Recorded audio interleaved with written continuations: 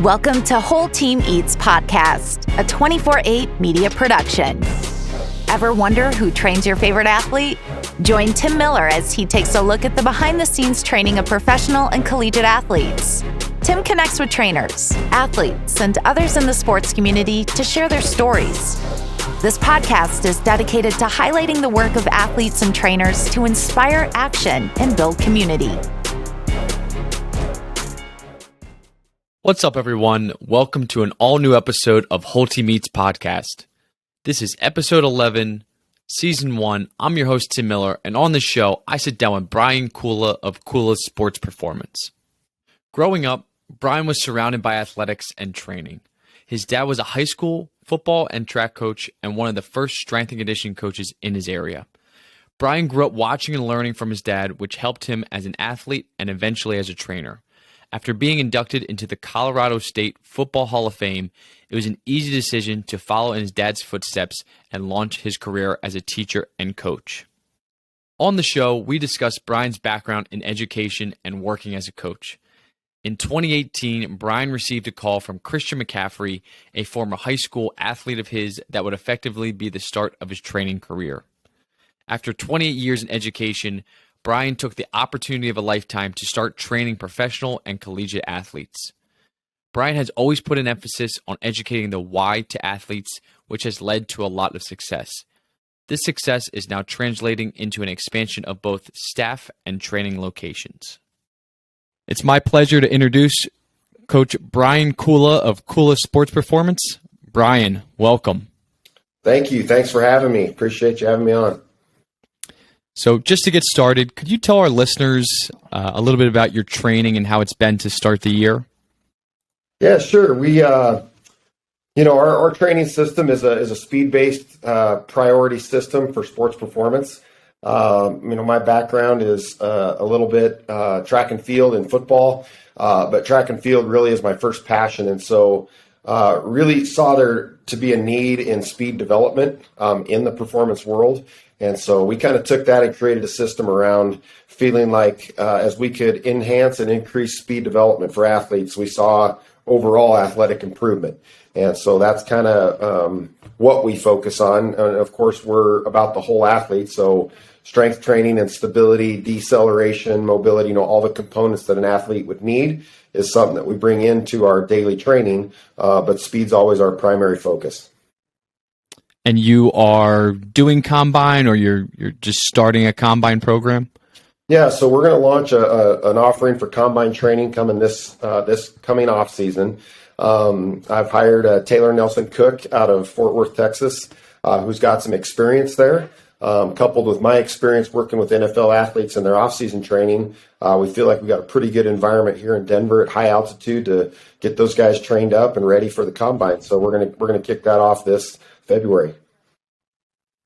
I guess the high altitude does play a role in some of your training with the athletes. Yeah, it does. I mean, there's definitely benefit here to extra red blood cell recruitment. Training with less oxygen, and it's just a beautiful place to train. We got clean, crisp air and 300 days of sunshine a year, more than San Diego. So we feel like it's a pretty good destination spot to come get ready for that event. It's great to hear. I wanted to just kind of take a step back. You obviously have progressed a lot throughout your career to get to the point that you're currently at. But can we start back at the beginning for you as an athlete and kind of where you went to school, how that kind of played a role through your progression into your love for coaching and track and field, and ultimately where you are today, which is training professional and collegiate athletes. Yeah, absolutely. It's an easy, fun story for me to tell. I kind of grew up in a gym. My dad was a high school football track coach, kind of one of the first high school strength conditioning coaches. I remember him knocking out walls to create a weight room at the high school that he taught at, and was kind of, New Boyd Epley and the National Strength Conditioning Association, kind of an original member of that whole, movement. And so I was exposed to it at a very young age. And I think it paid dividends for me as a kind of an undersized, probably under-talented athlete in those days in the early 80s. and just kind of fell in love with it. Went into college as an athlete, played a little bit of football and ran track and field, did the decathlon. And I think that kind of instilled in me this, mentality of training as a process. And so after college and my athletic career was over, coaching seemed to be the natural path for me. Followed in my dad's footsteps, loved being around it, and I guess just continued to learn and grow how to interact with athletes and kiddos, and learned along the way over 27 years of a coaching career just about movement and strength development and all the components that go into training, that kind of paved the way for me to be able to take on professional athletes and help them develop as well, and still have a passion for youth athletes as well.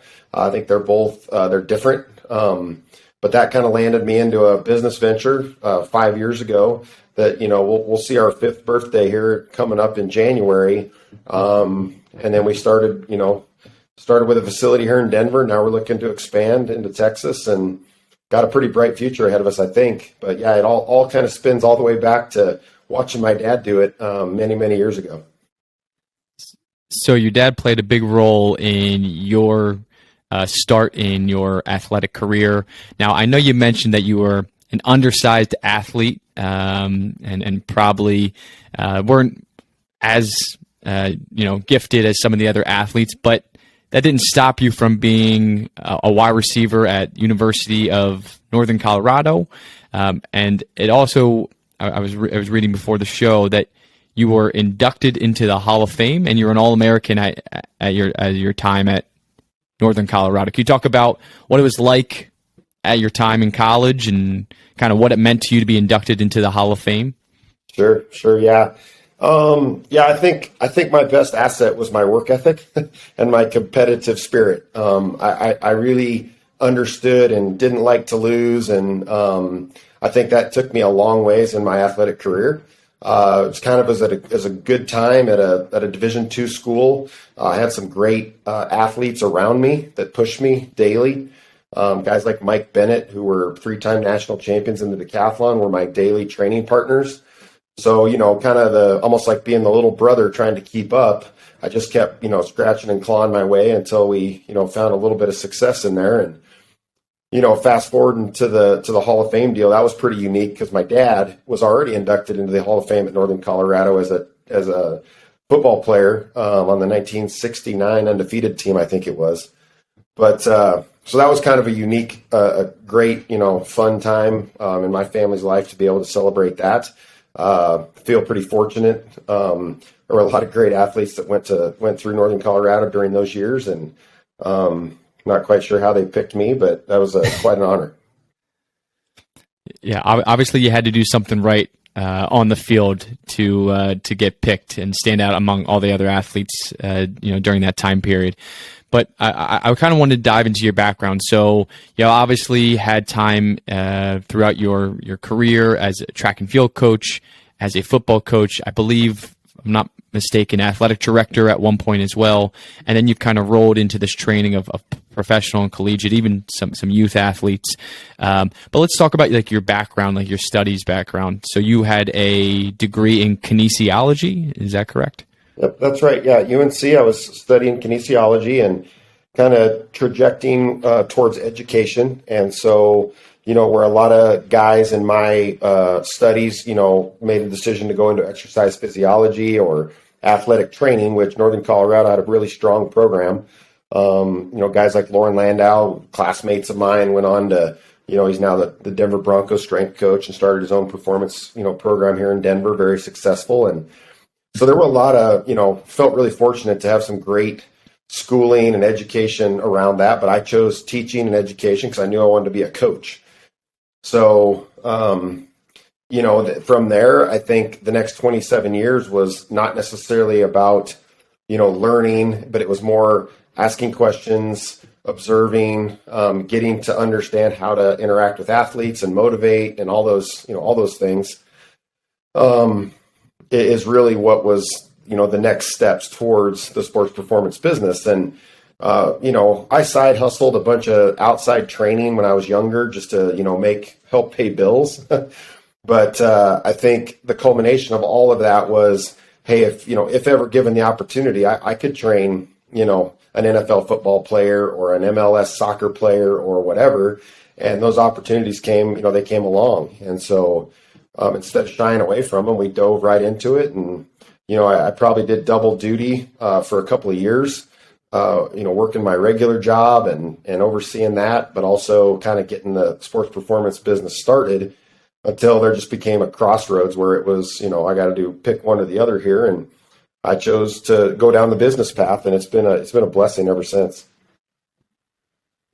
It always takes that leap of faith that you believe in yourself, and you have the ability to train not just any NFL or professional soccer player, but you're training folks like Christian McCaffery, who was first round pick of the Carolina Panther a few years ago, and many more just like Christian.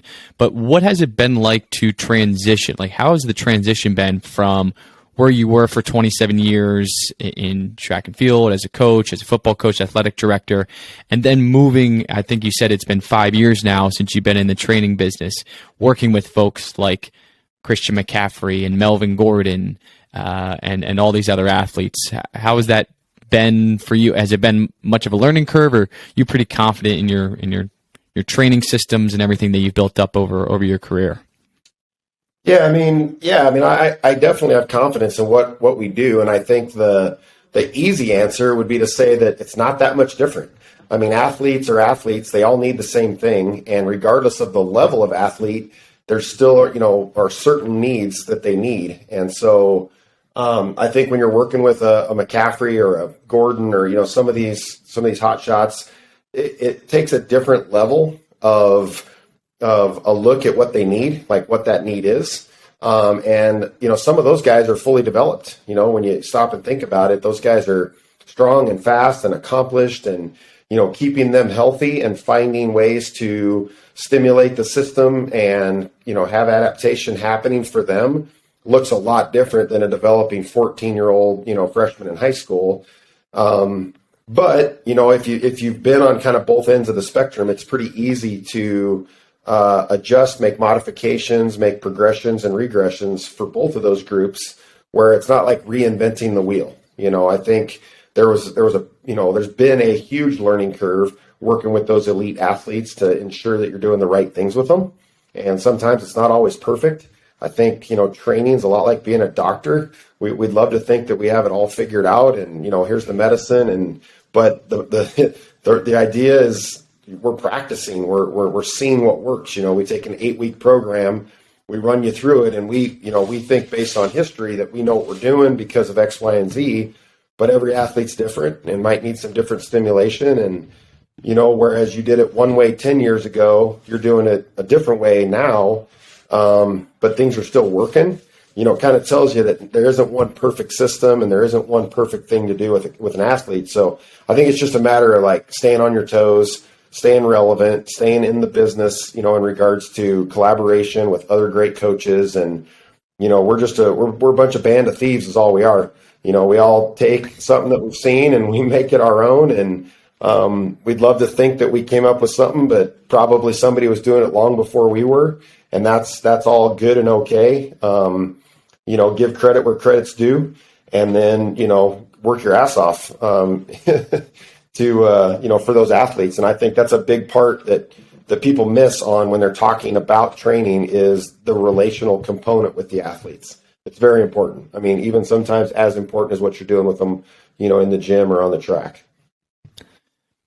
That's interesting. So the fact that you're constantly evolving, constantly educating yourself and your staff, and things are always changing, not just in the training world, but really any profession, right? It's not like, one perfect thing fits all your clients or all your customers, or in your case, all your athletes. So that, I was actually reading something recently where there are very few original thoughts or original systems kind of put in place, but why not build off of what is already kind of set as the foundation for the training world, and you can always tweak and tinker with your own systems and build and improve off them. But you're going to take bits and pieces from other trainers or what athletes are telling you about themselves and kind of tailor it to what their body needs specifically, which is interesting that you're kind of saying the same thing as some of our other trainers we've spoke with have kind of echoed the same message. You mentioned that in your transition period from your 27 years as a coach and a athletic director, you said there was opportunities that presented themselves. What were those opportunities, and how did they actually present themselves to you? Well, I always say that Kula Sports Performance started on January 15th, 2018. And that was the day that McCaffery called me from the hospital up in Vail. He had just had a minor shoulder swell. It wasn't minor. He had a shoulder surgery and asked me if I would train him. He felt like speed was something that was missing from his repertoire. Wanted to do that. I coached him in high school in track and football, and I think there was a level of trust there, and he was looking for a change due to some other circumstances. And so, right there is like, okay, 25 years of, preparation. Are you ready to take that on? And I remember saying on the phone, like, heck yeah, I'd love to. And then I hung the phone up and went, how the hell am I going to do this? This is going to take, you're talking about a first round draft pick, potential future Hall of Fame kind of kid. And so you don't just show up to that, and go, hey, I think we should, do this, that, and the other today. I mean, it's got to be really, really good. And so that when I say there were opportunities that presented themselves, between that and some of the other athletes that I had, I think people in my industry, you're fortunate or you're not fortunate enough to have pro level athletes reach out to put their athletic development into your hands. And when you do, you either make good on it and they love it and it promotes you and it gives you confidence to take on more and word of mouth, or you do a terrible job and you're out of business in 6 months. So, as those opportunities presented themselves to us with, Janine Becky and Jalen Howell and, Joe Schobert and Josh Morrissey. I mean, there's a spectrum of athletes that I just, quite fortunately had these people call, and we did a good job for them. And, I think we made good on them, and that's why we're at where we're at today. I wasn't aware that you coached Christian McCaffery in high school. Is that correct? And yeah, you were his football coach? I've known Christian since he was about 2 years old. So okay. He came to the high school that I was at. His family did, and he was actually only, I think, in 7th or 8th grade. But he came up, and turns out he was pretty good at football. So I was coaching football at the time, and he made a quick jump from the freshman team up to the varsity, and played 4 years of varsity football, and was arguably the best high school football player to ever come out of Colorado. He also ran track for me. I was the head track coach, and he ran 3 years of track for us. His senior year, he tweaked a hamstring early in the year, and we kind of all collectively decided to let's get you ready for Stanford. Your track season this year is not that important. And so, but we had that relationship for all those years, both him and his family. So yeah, I've known that kid for a long time. So naturally there's going to be a lot of trust in just you've known him and his family for so long, and a lot of athletes, who they're using to help train their bodies, because their bodies are their investment, right? They're only as good as they can stay on the field and really make that next leap in their capabilities with their training. And training is really what propels athletes throughout their careers. So it's a leap of faith from the athlete in saying, this is who I want to take me to the next level, to take me to, Pro Bowl or Hall of Fame level. When you're talking about somebody like a Christian McCaffery, who's an all-world talent, both in track and on the football field. Obviously, we saw that during his time at Stanford and obviously now in the NFL. But what type of failures did you? I'm sure it wasn't just you start Kula Sports Performance and you get Christian McCaffery and everything's good and easy from there. I'm sure there's some bumps in the road and some failures along the way since the start on in 2018. Could you talk about some of those hardships that you've encountered? Yeah, I gotta, the Lord has been very good to us. I mean, I can't really say that we've had any major, pitfalls since we started our business. I mean, we started off pretty humble beginnings. Right out of COVID is when we launched our business. I think most of our hiccups were early on, trying to find a place to train out of, formulating, the business plan and model and trying to figure out, what are we doing? I went from a one-man show of a high school track coach, football coach, and then, to a company now that has, 12, 13 employees, and we'll soon have 3 locations and a franchise model. That's all happened really quickly for us. I think a lot quicker than most businesses do. And it's really by no means all my giftedness. I think I've surrounded myself with great people and great trainers, and we've taken really good care of the athletes that we've worked with. They come back to us. I think that, that speaks volumes about what we do. And other than just, business is a lot different than being a high school track coach. So I feel like there's daily things that, we have to overcome. But again, we've been very blessed and just feel super fortunate to have grown the way we have and not had too many, tough days. It's nice to hear that, obviously COVID was tough for everybody, but it's good to hear that, you were able to kind of survive through COVID and, your training business is now what seems to be thriving at this point. Could you talk about, you said you mentioned you train athletes of several sports. Is it difficult to train one sport over another, or is it all kind of the same because you're just dealing with athletes in general? Yeah, I mean, I think it'd be disingenuous to say that we just train every athlete the same. That's not accurate. But our training model, our the way that we approach training an athlete doesn't really change much from a hockey player to a football player to a track and field athlete.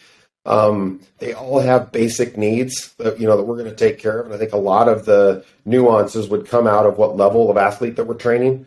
If it's a youth athlete, doesn't really matter what sport a youth athlete's in, they're all going to need a very similar approach to what energy systems are we trying to develop, basic strength, basic speed, basic, stability and motor patterns.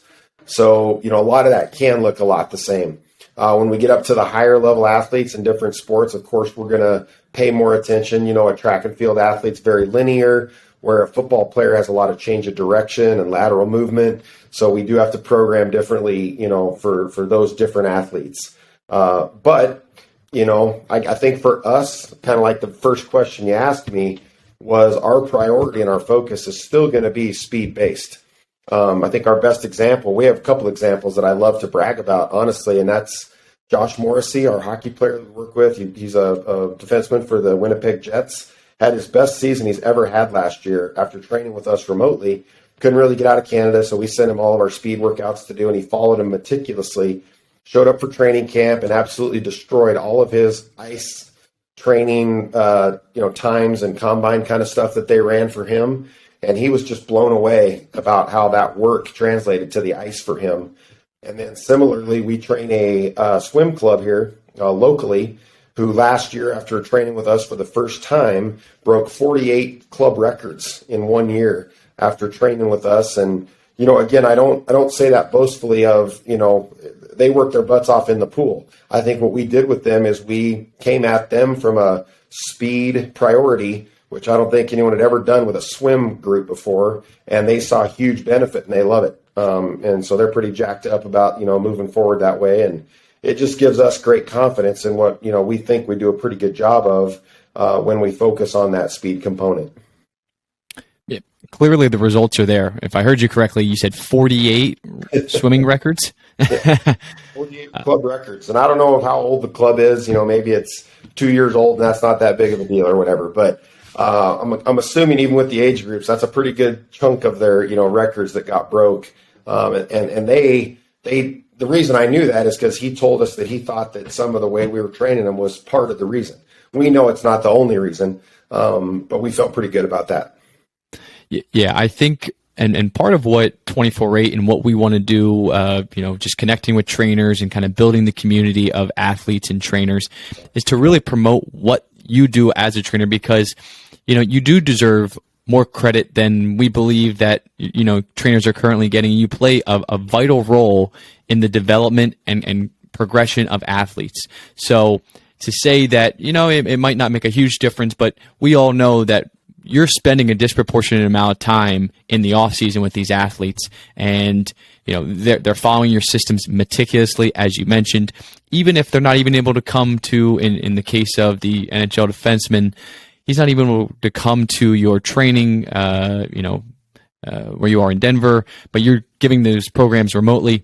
But I wanted to ask you, so as your background as an educator, and your years of experience in that world, how difficult or what role does educating those systems play to the athletes? Like the athletes have to, one, buy into your systems, but two, they have to fully understand how this is benefiting them. And I think it takes a really good trainer to be able to clearly articulate what you're doing and the method of why you're doing it. Can you talk about like what it is that you do to help educate your athletes and really help them grasp and understand kind of the method behind your training systems? Yep. Yeah, I think it's two things. I think you're exactly right. We're kind of in that Y generation, right, of athlete that, they'll do it, but they want to know why they're doing it. And that's good, and it challenges us as trainers to be knowledgeable in what we're doing, because they're going to ask the question. I mean, I can tell you right now, when I train Christian, he knows what's going on. He understands the body. He understands training principles. He wants me to show up and tell him what to do, but, he's going to call baloney on something that's baloney if, because he's well versed in it. And so I think you have to know what and why you're doing it.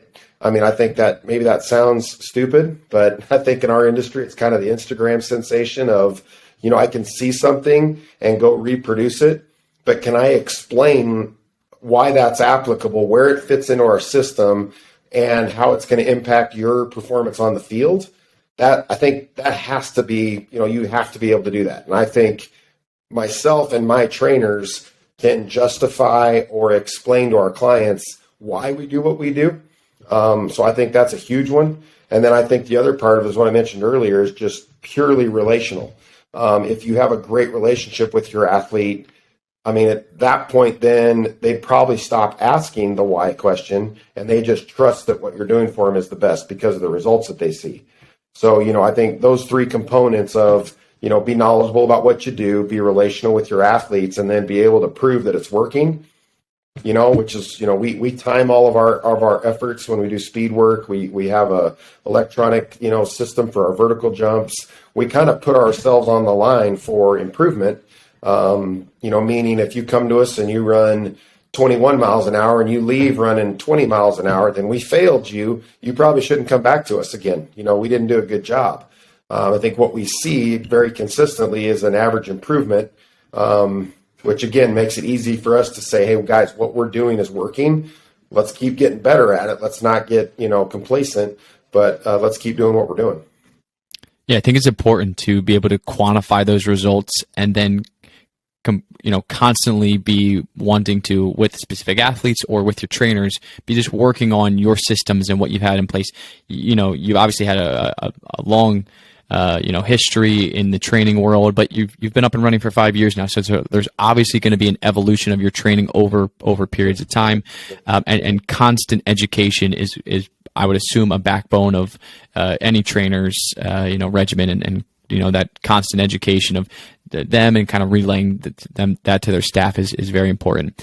Now, training is a lot of work. You guys are busy certain times of the year more than others, but there's also things that come with training, some perks of, it's pretty neat to train some of these athletes, high caliber athletes like a Christian McCaffery. what kind of perks have you enjoyed this far? Was it, going to watch games or, sharing certain experiences with your athletes when, they're one of the first people you call when they break a record and say, hey, thank you so much. I'm sure there's a lot of, special moments that you've had in those first 5 years. Could you talk about some of those experiences that you've had or moments that you've had with some of the athletes? Yeah, no, there's no doubt about it. I mean, I'll never be the guy that's too cool to say, hey, when the phone rings and it's McCaffery updating you on a training camp practice, that still doesn't get me all fired up, and kind of makes you feel good. That way, getting to go to games, being on the sideline, just being a part of things that, I think others would love to be a part of. Kind of that exclusivity with those kind of folks is awesome.